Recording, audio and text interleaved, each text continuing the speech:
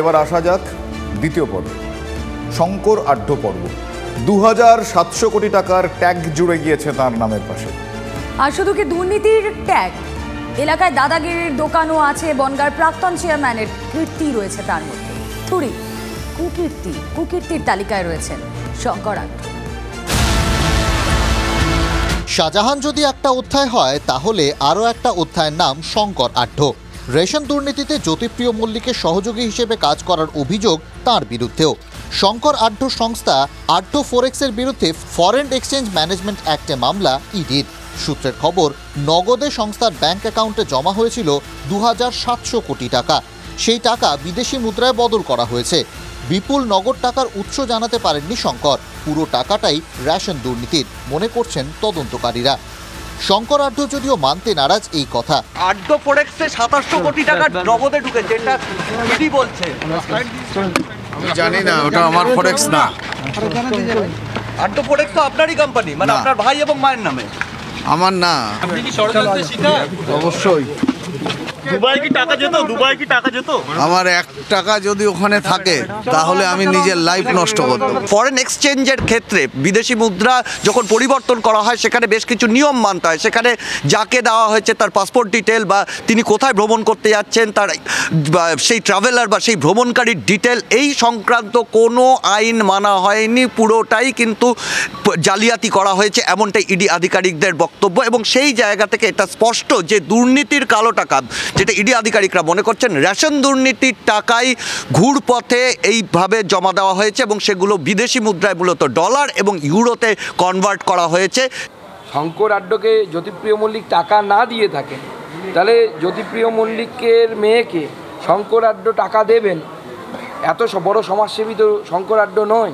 ED কাকে ধরেছে এবং তিনি তার কথা বলার পূর্ণ অধিকার যে কোনো অভিযুক্তেরই আছে।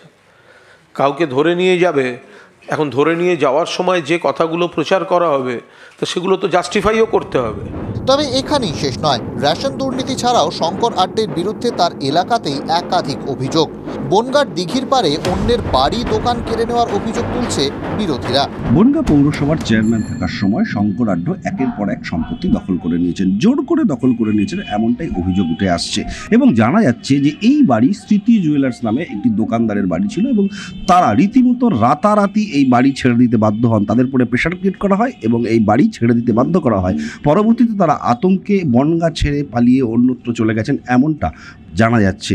এই বাড়ি শঙ্কর আড্ড দখল করে পার্টি অফিস করেছে। হীরামহল গলিতে তার সোনার দোকান তো লুটপাট করে নিয়েই নেয়, একদম সমেত, সিন্দুক সমেত তার দোকান থেকে তুলে নেয়। উপরন্ত তার বাড়িও দখল করে নিয়েছে। হীরামহল গলিতে যান, তার সোনার দোকান আছে।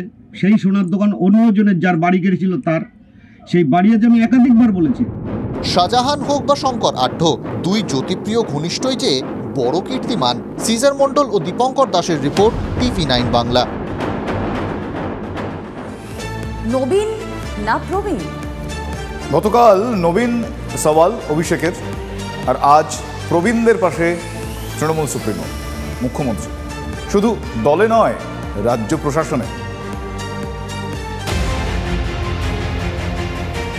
চাকলায় দলীয় সভা থেকে নবীন প্রবীণ সমন্বয়ের বার্তা দিয়েছিলেন মুখ্যমন্ত্রী মমতা বন্দ্যোপাধ্যায়।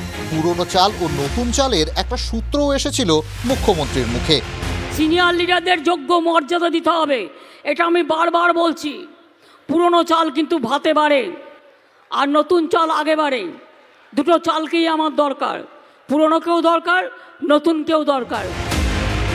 দলের পাশাপাশি প্রশাসনেও কি এই নতুন চাল পুরনো চালের ফর্মুলা অ্যাপ্লাই করছেন মুখ্যমন্ত্রী? সোমবার তার দুটি কথা সেই ইঙ্গিতটাই দিচ্ছে। ধনধান্য অডিটোরিয়ামে কলেজ পড়ুয়াদের সরকারি কাজে নিয়োগ করে ইন্টার্নশিপ চালু করলেন। অন্যদিকে গঙ্গাসাগরে পৌঁছে বললেন 60 বছর বয়স হয়ে গেলেও যোগ্য আধিকারিকদের রাজ্য ছেড়ে দেয় না। 1 বছরের জন্য ইন্টার্নশিপ দেওয়া হচ্ছে 2500 ছাত্রছাত্রীকে, এবছর থেকে চালু হলো। কলেজে যারা পড়বে তাদের, এবং কলেজ ইউনিভার্সিটি যারা করতে চায় তারা মাসে 10,000 টাকা করে রেমুনারেশনও পাবে। আমরা কিন্তু যারা যোগ্য লোক তাদের 60 বছরে বিদায় দিই না, আমরা তাদের কাজকর্ম অভিজ্ঞতা নিয়ে পুরো কাজে লাগাই। রাজনৈতিক মহলের মতে তৃণমূলের নবীন প্রবীণ বিতর্কের মধ্যে মুখ্যমন্ত্রীর এই বার্তা বেশ তাৎপর্যপূর্ণ, কারণ রবিবারই তৃণমূলের সর্বভারতীয় সাধারণ সম্পাদক অভিষেক বন্দ্যোপাধ্যায়ও নিজের অবস্থান যুক্তি দিয়ে বুঝিয়েছিলেন। আজকে আমার 36-37 বছর বয়স, 20 বছর পর আমার হয়তো কর্মক্ষমতা একটু কমবে। আরে এটা তো ধ্রুব সত্য, এটা অস্বীকার করার কি আছে? আমরা কিন্তু যারা যোগ্য লোক তাদের 60 বছরে বিদায় দিই না, আমরা তাদের কাজকর্ম অভিজ্ঞতা নিয়ে পুরো কাজে লাগাই। নবীন প্রবীণ বিষয়টা বেশ কয়েকদিন থেকে এ রাজ্যে চর্চার ইস্যু। যত দিন যাচ্ছে আলোচনা ততই বাড়ছে। বাঙালিকে অনেক সময় পথ দেখিয়েছেন রবীন্দ্রনাথ ঠাকুর। কবিগুরুর কলমে সেই কবেই উঠে এসেছে নবীন প্রবীণের কথা। ওগো প্রবীণ, চলো এবার সকল কাজের শেষে, নবীন হাসি মুখে নিয়ে চরম খেলার বেশে।